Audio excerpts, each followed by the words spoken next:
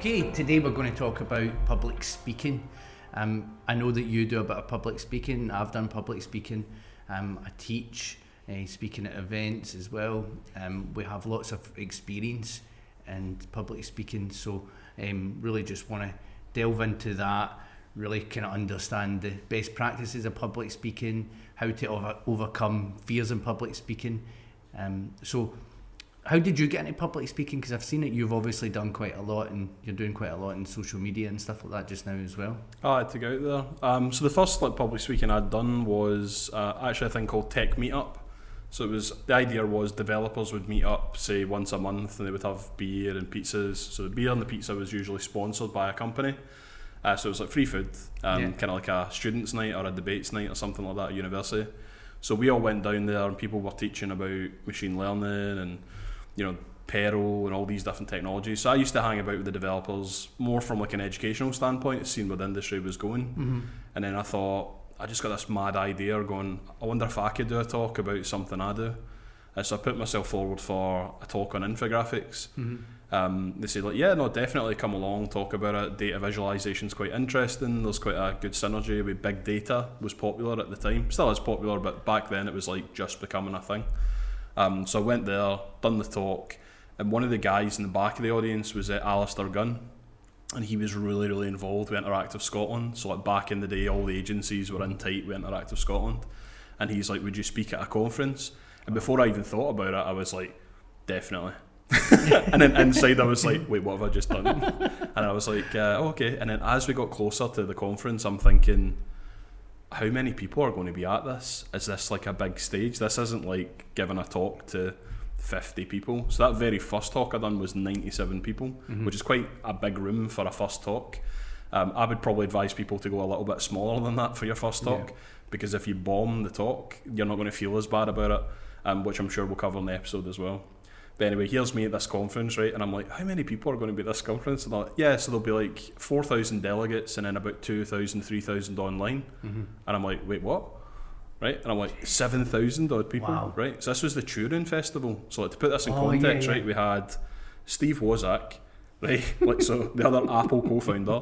We had Microsoft, B-Sky-B, the guy that invented the BBC iPlayer, then me. And I'm like, I was an employee at the time. I'm thinking, I shouldn't be on this stage. Talk about imposter syndrome. Like, I shouldn't even be in the same room as these guys. I'm surprised they didn't charge me for a ticket on the way in. But it was good, because that kind of got that first, like, right, now you've really got that out of your system. And I don't think I'd done particularly well at the second talk. So the conference talk, I think, I would say I'd done below average. I wasn't happy with the talk I did.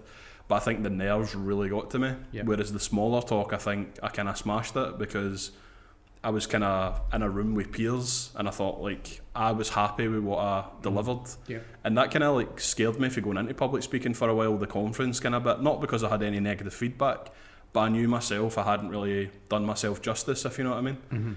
Knowing what I know now, I would have probably like done a bit more research, tried to practice a bit more, but you don't know. If you've never done it before, it's the first time. What about you? How did you get into public speaking? It really started for me in college. Remember I told you about the college course. It was like advertising and PR. That was very much all about building on presentation skills and things like that. I've never really had a problem getting up speaking. I've never really had lots of fear with it, so I was always like kind of like you, just go, I'm going to go, just jump in and go for it and see how we go. And I was actually really good in lots and lots of talks. And then what it did, it taught me certain techniques and certain ways to deliver presentations, and how to start and have a middle and the end, like long ones, short ones. So it really helped me kind of hone my craft in there as well. There's been some, I think there was one though that when you kind of talk about the fear and stuff like that, I always remember like a situation where I was talking away, and I'd learned literally everything I was going to talk about. I think it was like, we're doing a topic on like Levi's or something like that, and remember the twisted jeans, the Levi's twisted jeans. So I'm talking about that and about how the advert was really good and just rambling on, and then all of a sudden I had this blank and I was like stopped, and it felt like I wasn't saying anything. It was just so quiet. And I was like, well, I've lost my train of thought, and it was just gone, like total blank. and I couldn't get it, but it felt to me like 5 minutes. But in reality, it's probably 30 seconds. In reality, it's probably 30 seconds. And then it just all of a sudden clicked back in like a light switch, boom. And then it was like away again. And I sat down and I was like, oh no, I've bombed that completely. And then I remember sitting beside somebody and they're like that. No, absolutely brilliant. I was like, but it was like 5 minutes like quietness and I didn't really notice it. But to me, it felt so long. So I think going into that, and that's where a lot of people can like build up fears and anxiety if that sort of happens as well. I think it's all about just like learning that at such an early stage as well. It's helped me control things. Like, you know, if something like bad happens now, like, you know, the slides go off or something it's not like going to be as bad the as something PowerPoint goes in the down, past. you're like, okay, we're going to do this and we're going to try and be a little bit more interactive now. We've not got the PowerPoint today, but let's imagine it or something like that and just roll with it. So just for that to happen at a very, very early stage of me doing the public speaking, it was really good. But since that, like, I've done speaking at massive events now. I generally speak at events quite a lot. I'm speaking at an event in November. And I've also teaching to like students, like 500 students at Strathclyde Uni and you know, Glasgow Caledonian University as well as doing teaching for Chartered Institute of Marketing. So I'm always kind of up talking now, and it's just very natural now. I think you become comfortable with it though. The more you do it, you're kind of saying, right, this is kind of normal. Yeah. So I remember people were asking me quite recently with the videos, and they go, like, how many takes does that take to do, like, you know, like one of these hybrid anchor videos? How long does it take? And I'm thinking, well, generally we get it in 1 take. I might do 2 takes if I'm not happy with how I said something, but very rarely is it I've said something then I've stumbled. And I think that's not to do with you're just good at it. I think it's just hours in. You know, they talk about 10,000 hours. The more you kind of talk, the more you do presentations, the more you learn from it. Yeah. Because there's things like, Professional Speakers Association? Like, I'm not a member of it, but I've looked at it before. Because I think people that public speak, they want to get better at it. Mm-hmm. But you're thinking there's also things like cadence, like how fast are you talking, like taking natural pauses. So if you want to look at a master at doing that, you look at somebody like Anthony Hopkins. Mm-hmm. He can read a script, but you know, you can tell that he's underlined certain keywords. He's like probably drawing a line for like a natural break. Yep. And then he'll slow down a word or like really pronounce a word to give it more impact, give it more power. And when you watch people like that present, you're like, wow, masters at their craft. Whereas I kind of like rate myself probably like a 5 or a 6 out of 10, right? And you're thinking, what? You talk all the time, like you would think you'd be higher, but it's because I know like what's possible. Like watch politicians, watch, you know, actors, and they're fantastic at it. The way they deliver, and you're going, you know, the guy could be reading the Yellow Pages, right? But it's like, you know, Yellow Pages is Yale.com for anyone that's below a certain generation.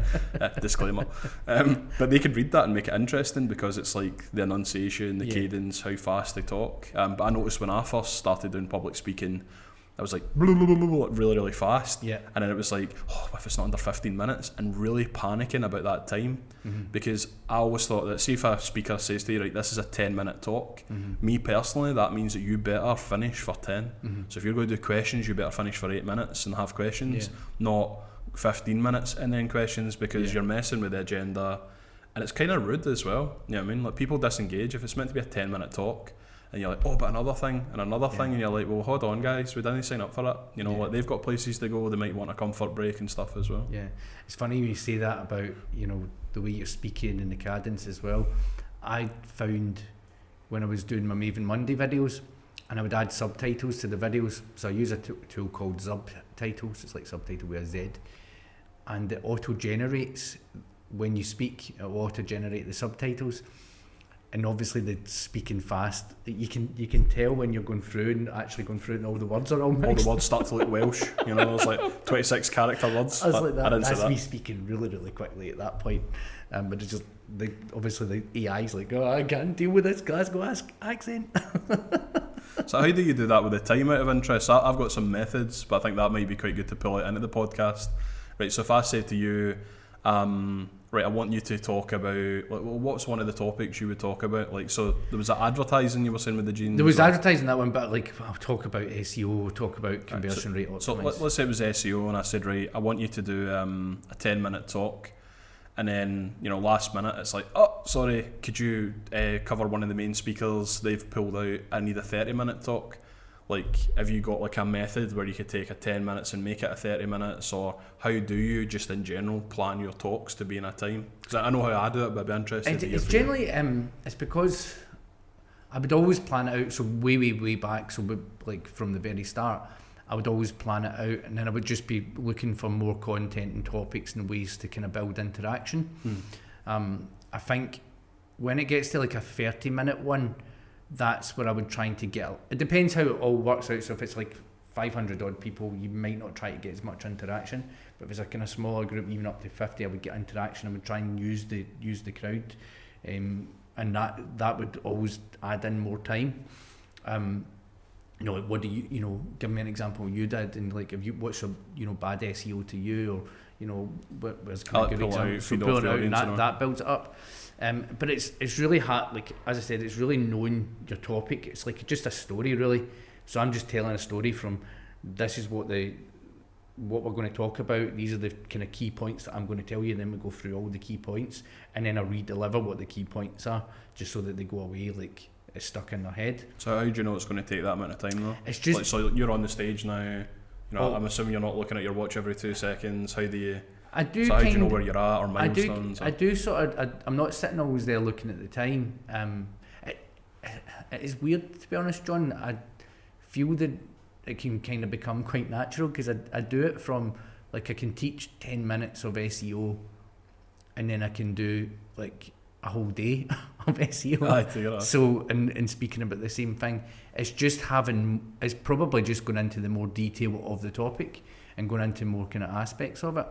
I agree with you there, the sort of like getting the time in, it just becomes like a natural thing. I don't know if you ever used to play the game, but I done it with grandparents. Yeah. And it's like, right, she would start a stopwatch or like look at her watch when it hits 12 with a seconds hand. Yeah. And then you would try and like be quiet and then guess exactly when a minute was and go, right now. Yeah. And it's like, oh, that's a minute one. That's pretty good. So in a way, you do get that. I laugh because it's like when we film the hybrid anchor videos, it's almost like, oh, that's exactly 2 minutes. That's exactly a minute and a half. But you do get used to doing it. Like if you do, I do a networking thing, BNI, and it has like 60 seconds or 45 seconds. So you get really used to compressing content into snippets or blocks. So in theory, you could say, right, I've got a 5-minute talk. That's 5 1-minute pitches, or like elongating it. But I use a slightly different method. So I usually use I call it a 13-word kind of architecture, right? Cool. So you've got the title of the talk is in like column 1. Then I split into 3 character arcs, kind of like a story. So it's Act 1, Act 2, Act 3. So that would be like, I want to introduce a topic, flesh it out, talk about what we're going to cover, maybe start to kind of grab a kind of, what you call it, like a cliffhanger, like this is going to come later, so people's attention comes into the talk. Then I deliver the meat and bones in the middle, and then the last bit I might kind of summarise and give examples and a bit of interaction at various stages. But because I've got 1, 3 and 9, I've got that structure there to go, right, I know exactly what I'm going to deliver. Now, if you said to me, right, John, you've got 5 minutes, right, I might just say, right, okay, so I'm going to spend 1 minute in the first section, 2 minutes in the second section, 2 minutes at the end. So I've got my arcs. Yeah. And if you said, right, I need to do half an hour talk, then all I would do is amplify those kind of times, saying, right, I could spend 5 minutes at the start, 15 minutes in the middle, and like 10 minutes at the end. So it's like almost like it's elastic where I can kind of adjust the talk. Yeah. And I think I was given that by TRC Media, which is kind of like, I'd done an impact management course, and part of it was leadership and how to present. And I kind of thought that was quite good in a way, because it allowed me to kind of think, well, hang on, I could actually do a talk that's an hour, that's 20 minutes, at 30 minutes. And it took a lot of fear out of it for me, because I was thinking, really scared of going over, because personally I get annoyed by that at conferences where I'm thinking that person's really not good with their time. And your kind of content generally kind of trails out. So let's say, for example, we made this podcast and we made it 4 hours long. It's like The Hobbit, butter scraped over too much bread. Like the kind of value starts to fade as it gets longer. Now, some people, if it's like Joe Rogan and they're interviewing like a super interesting guest about their book, you probably could speak for 4 hours because they're digging and they're kind of like, oh, that's really interesting. But for us, when it's like we're talking about a topic and we know each other really well, you kind of do need to keep it shorter just to kind of keep the interest in it. Because it can go on forever. But it's quite good that you say that, because one of the questions I was going to ask there is how to get over the fear of public speaking, but having a process or something like that is a good way for people to go over it, because I feel that fear's really and anxiety's built up because they don't have any process in place, and they just jump into it. It's like a lack of confidence in a way, like they kind of So I mean, what would you say to the listeners? How would you get over the fear of public speaking? So what I would say is, I don't know like the fancy term for it, but like it's basically attrition. So see if you basically put yourself forward as a public speaker. So if you do that and you fail 99 times, and then the 100th time you get it kind of okay and you get it right, there's nothing wrong with that. You need to kind of put yourself forward for it to get better. So you can't improve at public speaking by not public speaking. I think it was one of the famous cyclists that said that, and they're like, how do you train to become a great cyclist? And he's like, I cycle a lot. Right? And they're like, do you do jog and all? And he's like, no, I cycle a lot. I do what I do a lot, and then I get better at it. And I think that public speaking, try and record your talks and then listen back to them is a good technique of analysing, like saying, you'll notice with my content, I don't do a lot of ums and ahs and hesitations because I've almost like really scrutinised it out of myself. I do still go to key terms and words that, like I say the word fantastic quite a lot, spoiler, I do say it a lot, but I like the word, and it does feel appropriate, right? My favourite word. It's my favourite word. I use it all the time, every sentence. It's like a full stop. But what I would say is, if you're kind of like feeling underconfident with it, try and use your preparation to kind of feel confident. So remember, one, you know what you're going to present. So don't do presentations and stuff you don't know about. Pick things that you do know about, that you're passionate about, that you could speak about. So if I had started asking you questions about SEO, as you say, you could speak to me all day about that, and there wouldn't be an issue.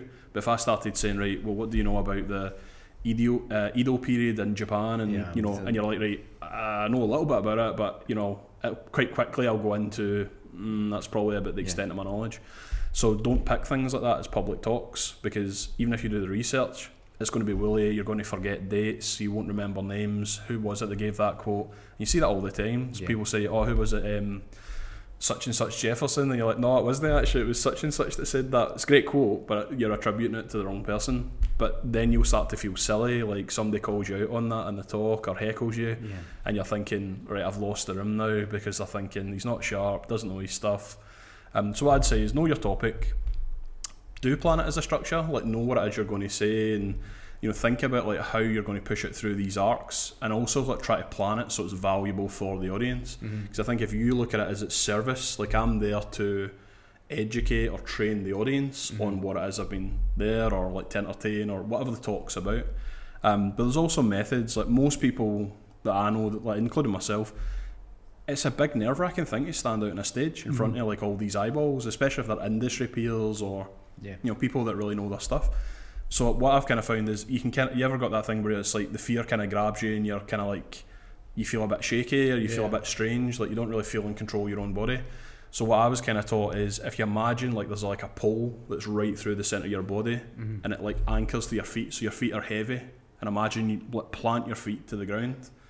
And then most people judge within the first, say, 3 seconds of a talk, where we kind of judge somebody, right? So we judge them on their appearance, first of all. There's a second judgment based on, is this going to be a good talk? How you introduce. So you're better to use something that you could say candidly that will always come off as strong. So I would usually say, like, thanks very much for inviting me to Revitalise. Looking forward to kind of getting stuck into the talk. What we're going to talk about is such and such. I'm John Loudon. I've worked in this sector for 19 years. Because all I'm really doing is summarising stuff that I've said a million times, or not even in the talk. But then they're thinking, guy's confident, speaking at a good kind of pace, knows what he's kind of saying, and it's like, right, let's get started, let's jump in. Then I'm into the slides, rather than, right, well, I want to talk about it, and it's like, oh, I'm going too fast. And you know yourself, I'm going too fast, why am I walking about? Oh my God, I'm pointing the laser at the board too much. And then that kind of cripples you in a way. What about you? How do you combat it? I would say, speak to yourself in the mirror. So do your talk in the mirror. First of all, I would say research your topic. I had hit the nail on the head there. I wouldn't be talking about Japan's ideology, because I have no clue about it. But I could go away and research it, and I could actually build it into a presentation, and I could probably deliver it really, really well. But that's only because actually I would go away and learn the topic. So make sure that you know your topic. Think about your audience as well. You want to try and make, it's like a story, you want to try and make it exciting.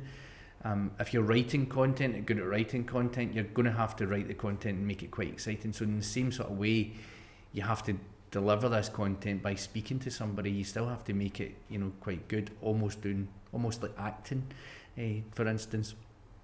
And like using body language as well is a good way to kind of, and build it up as well. So I would probably say, like, when you're doing it in the mirror, just rehearse constantly and then just see yourself, and that's where you'll see you go or looking down, and that's what, if you're not getting kind of bought into the way that you're speaking, then how's the audience and how's the crowd going to get into it?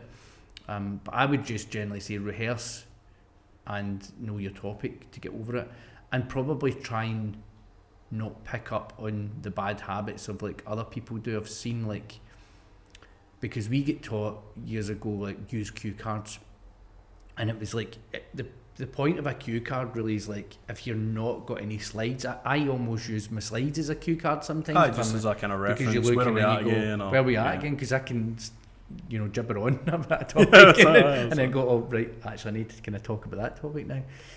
But that's what the point of a cue card was. It was just to kind of have, like, there's your sort of keywords, and then go, right, now we're going to talk about it. But what people end up doing is like writing like their full talk, and then they go, hi ladies and gentlemen, today I'm going to talk about SEO, and it's just very boring watching somebody.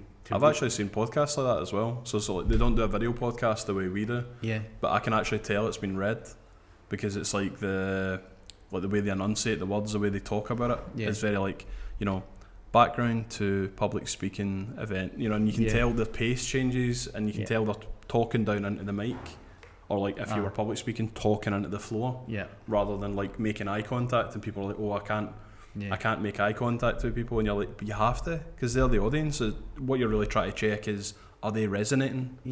Or it's kind of boring, right, I'll move on then. So you're trying to take the social cues as well, rather than just the right, here's what I'm here to talk about regardless. Kind of like a comedian. Imagine you were cracking jokes, nobody was laughing. But you have to get them on side then, don't you? You have to work harder to win them round, and then people leave and they go, that was a good talk. Yeah. And it's one of the ones that can build fear as well is if you're having a talk during the day and it's the one straight after lunch, because everybody's like just the graveyard shift. But I find that one probably the most exciting, because it's a graveyard shift, and I'm like, right, let's get people going. And then you, like, we did it a couple of weeks ago, and you're like, everybody get up, shake yourself about, come on, shake yourself about, and doing all this sort of stuff, and like that, right, okay, shaking us, and it gets them kind of going, right, okay, this guy's going to be quite good, and trying to use different tools, use different things, get people involved, and that's getting people going, actually, I'm not going to sit there with my eyes closed now, because I might get asked a question and I you're pulled up by the person that's speaking. It's actually quite a good, I use it more in workshops, which I suppose is a variant to public speaking.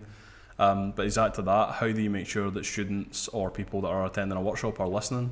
So the way to do that is, it's like, what Mark, see in the chat there, could you give us an example of that? And it's like and then it's like, oh my god, this guy might ask questions, so therefore your attention goes up. Like, you can't really be, loosey goosey. You're on your phone and you're talking to your pal, and it's like, oh, he's asked me a question. Like, it's like that kind of intensity. And then everybody else in the room's like, I don't want to be like that guy. So I'm going to like really listen now and go, right, in case he asks me. But you can also do that with plants. I don't know if you've ever done that before. Like, I've put people I know in the room to ask kind of key questions. So like, that way at the end of a talk, and you say, has anybody got any questions?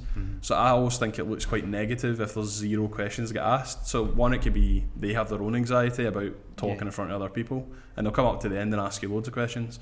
And other people are really extroverted, and they'll ask you 5 or 6 questions just on their own. But I think putting plants in the room could be quite good, because then they could say, so how would that work in this kind of context? And you say, well, that's actually a really great question, blah, blah, blah. And then that kind of loosens the tongues and gets you a wee bit. Yeah, we've done that in webinars and things like that as well. Anybody get any questions? And you would pull it up, and then all of a sudden, once that first question's asked, it then gets everybody, the anxiety drops, and then everybody else asks questions. So what would you say in your experiences, good public speaking techniques, and what's the bad kind of public speaking techniques are the ones that you should tell people not to do? So for me, I would say the good ones are, like, some of the best ones that I've been given as personal advice is try to pull in something from that morning, or which has happened quite recently. So let's say, for example, like we were talking about this podcast. So if we wanted to do this, like today, what we're talking about is a public speaking talk, I would probably pull in something like, I was talking to Gary, the camera guy, this morning about X, Y, Z, or one of the delegates, Susan, wherever you are, like, there you are there. We had a chat over the coffee or the rolls this morning. So what it does is it brings it right up to date, where this person isn't presenting content from 2 years ago that they've just rolled out. They're actually taking in what's happening in the market. So literally, imagine you said, right, the Marketing Institute released a white paper literally 2 days ago, and it was really interesting. Or John Lewis released the e-commerce statistics for the year, or if you're in finance, it'd be the budget or things like that. Pulling in core content like that shows that you're on the market, you're invested in the market, you know what's happening in your sector, and I think that strengthens your talk. The 13 words is definitely another one that I really kind of believe in. Another big thing, and not everybody does it, but I think you should dress yourself at a public talk, not how you feel comfortable, but like really try to represent yourself the right way. So see if you do have a brand, wear branded workwear. If you're like, it's a suit kind of place where it's like lots of people in compliance or legal firm, think about the impression that you're kind of leaving. The other big ones I would say is, remember the slides are a backdrop. They're not there to be teleprompters. You're not supposed to read them. Nobody likes a death by PowerPoint. It's horrendous. But you see that all the time. Slides are really wordy, and I'm like, the only reason I would put slides like that is if I want you to get the slides at the end, so you can get all the kind of stuff. But I would rather put that in the speaker notes and say, I've got a load of speaker notes here in addition to the slides. But the first time I seen that getting done was what was his name again? Dave Copeland at Microsoft. And his was just a picture. It's just a picture. And I thought, wow, that's brilliant. Because it doesn't really matter. It was just like this kind of like, a woman running through fields of rye, or a guy like pulling his hair out at a computer, and you're thinking, it's just a backdrop. But then all your attention went on to him, where he became like a kind of, like a grand storyteller. It was pacing about and throwing t-shirts out. And I think that's another thing that's quite a good tip, is be quirky. Do something that's kind of like stands out. So if you're going, good speaker, kind of guy kind of bombed, good speaker, okay speaker, and then it's like, that guy like at the start going, right, can anybody do a Rubik's Cube? And they're like, wait, what? And then throw like a couple of hands, you go, right, throwing them out, and they says, right, so by the time I finish this talk, we'll see if any of you do it and you'll win a prize. So he's kind of doing that, and then midway through he's talking, how you getting on, lads? How you getting on? Oh, he's nearly done it. And then let's say they do it straight away, but right up my stage and all this. And you're thinking, but it makes it engaging, so there's like a kind of dynamic quality. And what about you? What would you say, pros and cons? Like you make some brilliant points, and I'd agree with all of them. And it's like the one with the Rubik's Cube and things like that as well. See if you were doing that and you actually make it as part of the point. So like, why would we do all this Rubik's Cube? And you go, well, actually, this is because we were trying to solve a puzzle, and this is what it's all about, solving a puzzle. And bring it back in. And the message goes, wow, you blew my mind, man. You blew my mind. Well, I would say, like, bad things, or the things that you shouldn't do, definitely don't read your slides. I've seen this before. People up reading, looking at the computer, reading the slides, not engaging with the audience, reading cue cards, hands in the pockets, like it's all kind of the body language. It's like hands in the pocket, closed and casual. And I know that there can be a bit of anxiety, but they just need to kind of let that anxiety go. Definitely be quirky with, depends how you're doing your public speaking.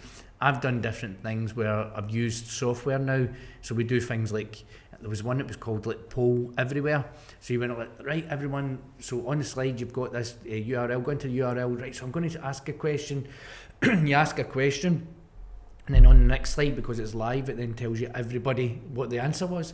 So you go, oh my God. That's just like real-time feedback. 75% of the room think, yes, is that, what? Like, and then it starts getting people interacting. Really, really good. So I'm trying to do things like that. I agree with you, being quirky, just being a little bit. It is actually even, some of the ones is when you see is like people being kind of off the wall. Use humour, use emotion. I remember one of the best talks that I ever got was this guy that worked basically, he was an air fighting pilot, but he had his own plane, and it was basically to do with like safety and stuff like that. And he didn't do, it was like one of these old planes where he had to turn the propeller, wind the propeller up, and he didn't do one more spin, and his brother went out and they crashed the plane, died. and it was like told the story, but then it all came about to the end part of the story. It was like how important like safety is and stuff like that, and you were just like, what, you know, that way you That really captures you. But I still even remember it to this day, like, and I still remember everything about the room and how everybody felt, and that is a good talk. And that's like, you know, somebody goes away, it's really memorable. So make sure you do something like that. Add in a bit of personality in as well. You know, adding your personality in is a really, really good shout. So I think we're some really good topics there as well. So I think we'll probably come back to public speaking as a future topic as well to continue on. But I think we'll probably just call that a wrap there. It's kind of good tips at the end, kind of good pros and cons. Yeah. So you want to wrap us up for today? Yeah, excellent. So thank you very much, everyone, for tuning in today. And as always, please can you provide your feedback. You can send us an email at info@businessbelters if you've got any feedback on the topics, or if you want some tips, we're quite happy to kind of send them through if you're got any anxiety with public speaking and how to improve that. And please, as again, share and subscribe as you're all doing so far as well. Thank you very much, and it's a goodbye from me. Goodbye, fam. See you guys.